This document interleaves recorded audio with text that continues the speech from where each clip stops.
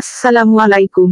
বিপদ ও সমস্যা থেকে বেঁচে থাকতে কোরআন ও হাদিসে অনেক দোয়া ও আমলের বর্ণনা রয়েছে, যা কার্যকর এবং পরীক্ষিত।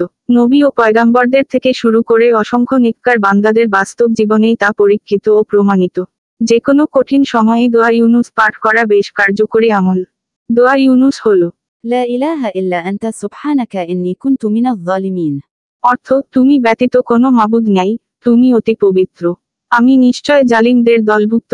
সূরা আম্বিয়া আয়াত 87।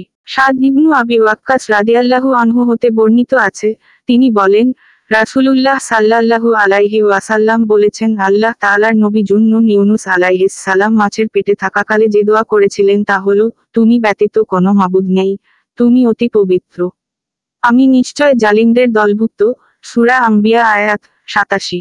যে কোনো মুসলিম লোক কোনো বিষয়ে কখনো এ দোয়া করলে অবশ্যই আল্লাহ তাআলা তার দোয়া কবুল করেন। সুনান তিরমিজি। বিপদ আপদ বা দুশ্চিন্তার সময় এই দোয়া বেশি বেশি করে পড়তে হয়।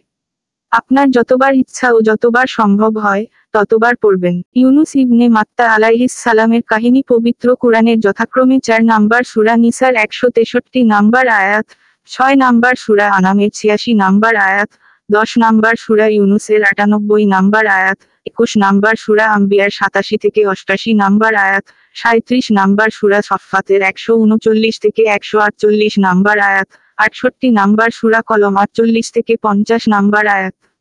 সর্বমোট 18টি আয়াতে বর্ণিত হয়েছে। কোথাও তার আসল নাম উল্লেখ করা হয়েছে, কোথাও জুন নুন এবং কোথাও ছাহেবুল হুতো উল্লেখ করা হয়েছে।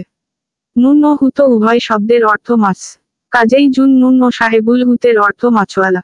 দেশ ছেড়ে চলে যাওয়ার সময় ইউনুস আলাইহিস সালাম নদীতে বিশালাকৃতির একটি মাছের পেটে বন্দী হন। এই মহাবিপদে তিনি মহান আল্লাহর কাছে যে দোয়া পড়েন তাই দোয়া ইউনুস। এই দোয়ার বরকতে আল্লাহ তাকে মুসিবত থেকে উদ্ধার করেছিলেন।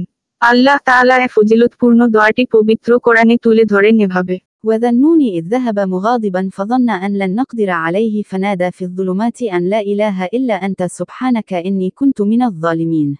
অর্থ, এবং মাছওয়ালার কথা স্মরণ করুন, তিনি ক্রুদ্ধ হয়ে চলে গিয়েছিলেন, অতঃপর মনে করেছিলেন যে আমি তাকে পাকড়াও করতে পারবো না। অতঃপর তিনি অন্ধকারের মধ্যে আহ্বান করলেন, তুমি ব্যতীত কোনো উপাস্য নেই, তুমি নির্দোষ, আমি গুনাহগার। সূরা আম্বিয়া আয়াত 87। فاستجبنا له ونجيناه من الغم وكذلك ننجي المؤمنين।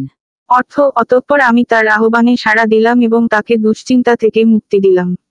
আমি এমনি ভাবে বিশ্ববাসীদেরকে মুক্তি দিয়ে থাকি। সূরা আম্বিয়া আয়াত 88।